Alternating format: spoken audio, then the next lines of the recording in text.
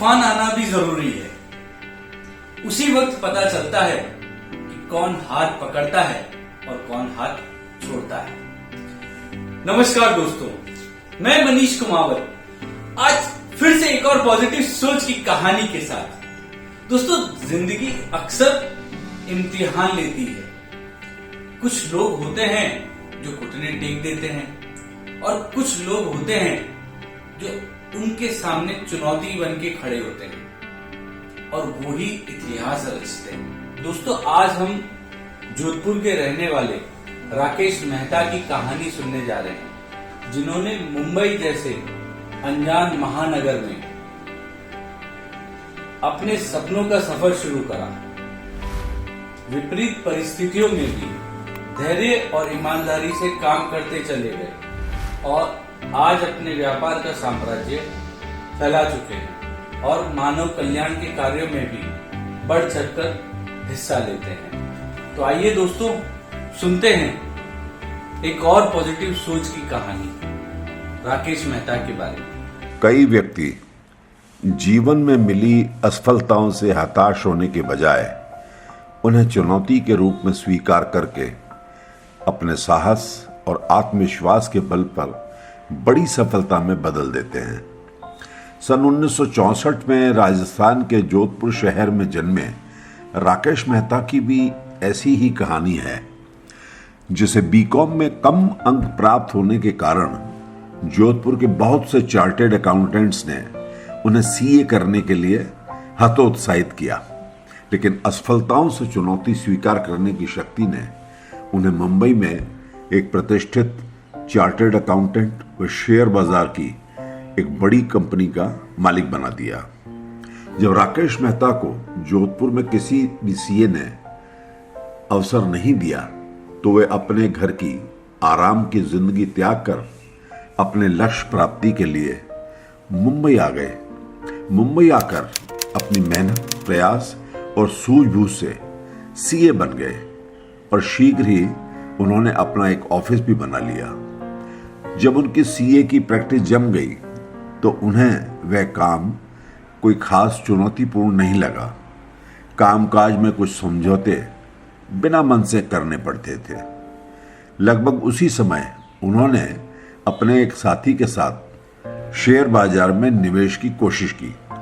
आम धारणा के विपरीत शेयर बाजार सबसे चुनौतीपूर्ण व्यवसायों में से एक है।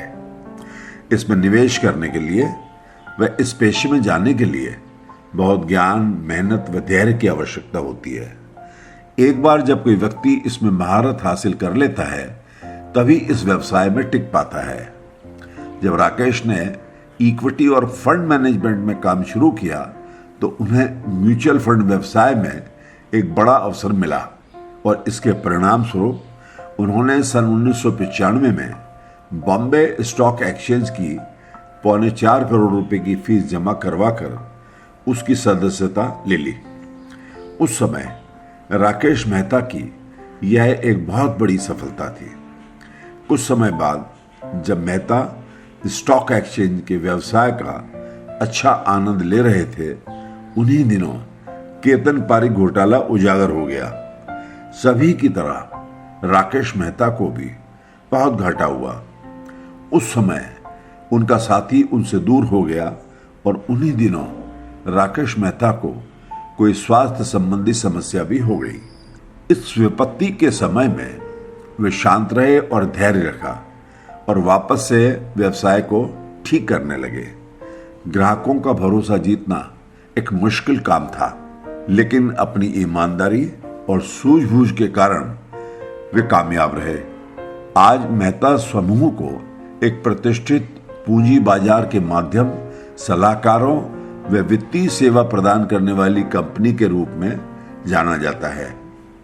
उनके जीवन के निजी और व्यावसायिक संघर्षों ने लोगों के प्रति दयालु होना सिखाया। सामाजिक परोपकार के लिए उन्होंने मेहता फाउंडेशन नाम की संस्था की स्थापना की, जिसके जरिए वंचित छात्राओं की शिक्षा, अंधत्व और विकलांग व्यक्तियों की सहायता के मानव कल्याण के कार्यों में अपना अमूल्य योगदान देते हैं। इस कहानी से जो हमें सीख मिलती है वो ये है, असफलताओं की चुनौती स्वीकार करके अपनी ही गलतियों से सीखकर बड़ी सफलता प्राप्त की जा सकती है। क्या आप भी किसी को जानते हैं जिसकी लाइफ स्टोरी आपको इंस्पायर करती है, किसी को मोटिवेट कर सकती है? हमें जरूर बताएं। हम हमारे इस चैनल के माध्यम से उस स्टोरी को दूसरों तक भी पहुंचाएंगे।